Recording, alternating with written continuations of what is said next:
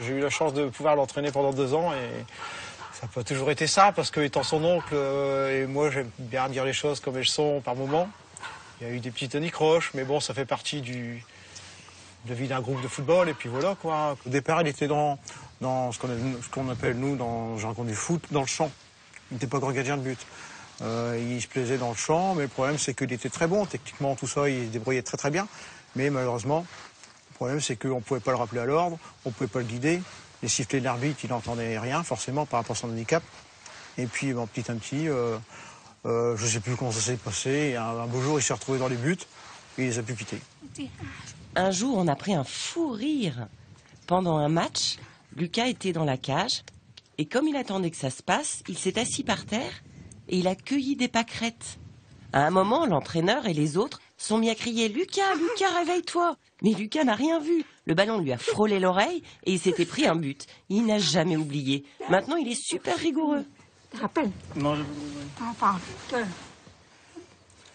ballon ramassé les plaies à Kosoku, ma carpute. Ouais. Oui, le plaies. Ah, oui.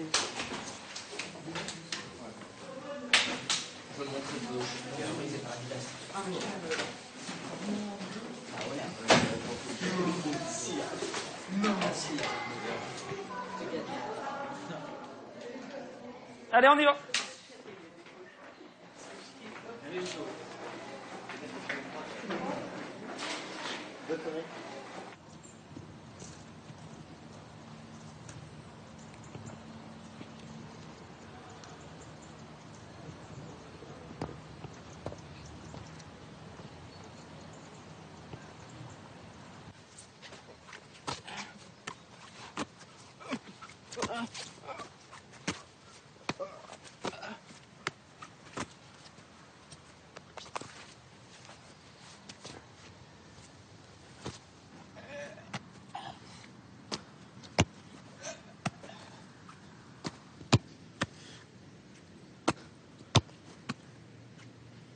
J'ai jamais rencontré un garçon sourd avant. C'est la première fois que je rencontre Lucas ici à Cambrai. Et que, voilà, quoi. Ça fait bizarre un petit peu. Je savais pas comment lui parler, lui communiquer, jouer sur le terrain pendant les matchs. Quand je fais un appel, je sais pas comment lui parler et tout. Mais vers la suite, j'ai compris comment faire et tout. Genre, quand je faisais des appels pendant le match, je lui faisais un petit signe et il y avait un bon champ de vision. Il me regardait, hop, il me la mettait et moi je partais. Je préfère jouer avec des entendants parce que quand je crie, ils entendent et ils se retournent. Alors qu'avec des sourds, quand je crie, ils m'entendent pas.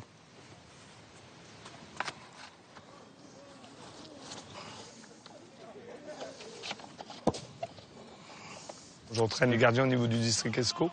Et donc je l'ai repéré à ce moment-là au niveau des stages de gardiens de but. Il jouait dans un club voisin et il était plus ou moins en concurrence avec mon fils. Donc quand mon fils a quitté le club et est parti à Lille, on a fait tout pour le récupérer ici au niveau du club.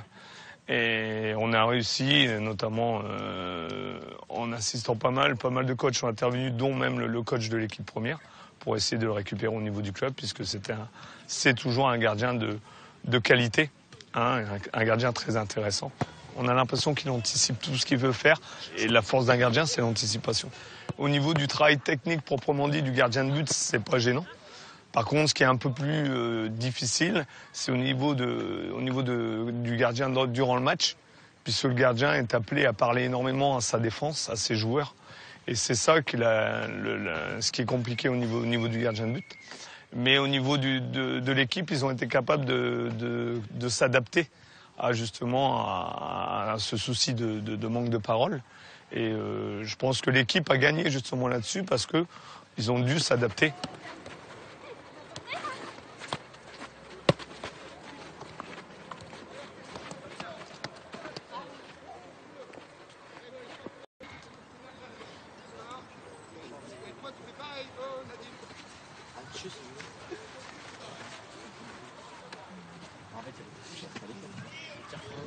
On se met en place. Donc ici, Lucas, 3 touches.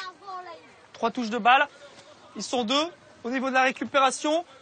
Donc vous avez tout l'espace blanc ici, délimité.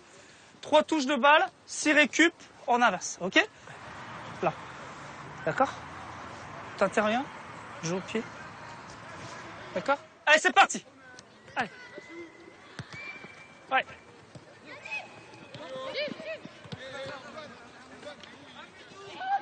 Bien joué, Lucas. Allez, très vite, les jeunes, 1. Vous occupez la place que vous jouez régulièrement le samedi en match. D'accord? Les ballons, on les laisse ici. Pour Lucas, bon, il a la chance d'être sur différents regroupements du district. Hein. Donc ça représente les meilleurs gardiens du district ESCO. Il évolue, il est titulaire dans le plus haut niveau de la Ligue Nord-Pas-de-Calais. Au niveau de ses qualités, aussi bien sur sa motivation et puis sur son travail, je pense qu'il pourra atteindre vraiment un niveau correct. Et après, je le souhaite par la suite qu'il intègre le plus haut niveau. Bien joué. Bon, ouais, hey. Organisez-vous les rouges.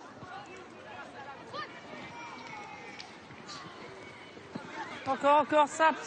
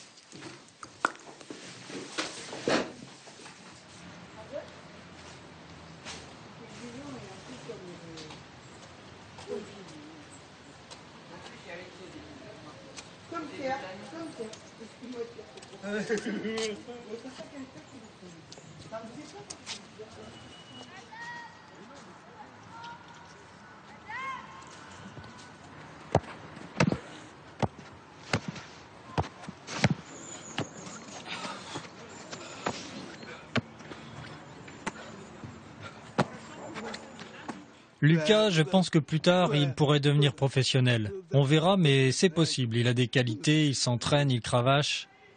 J'espère. Il en est capable.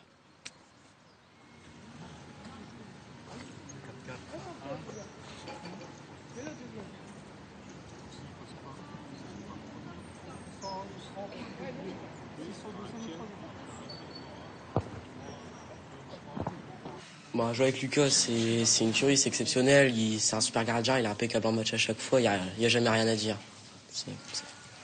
Jouer avec Lucas, c'est super, c'est un super gardien, c'est un bon pote, il s'intègre bien avec tout le monde et puis à chaque match, il est décisif.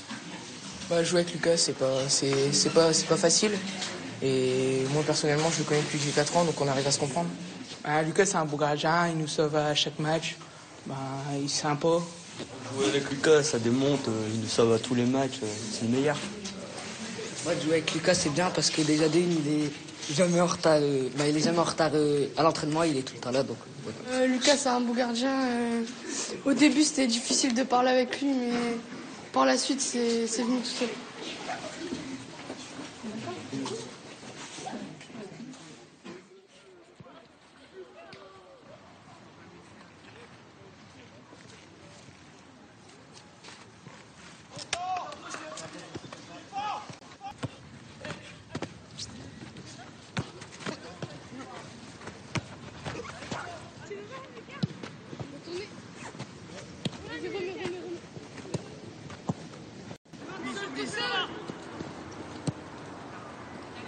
ça vient. Oui. Ça joue. Dommage, dommage.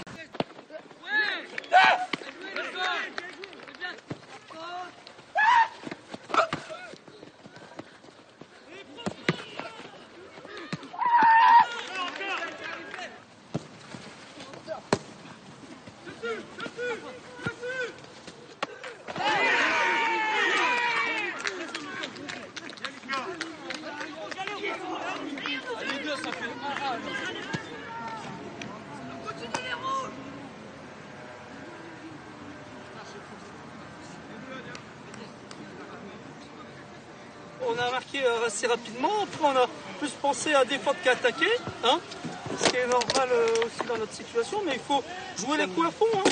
Il y a des coups, il y a des opportunités, d'accord? Allez, ça va jouer au mental les gars.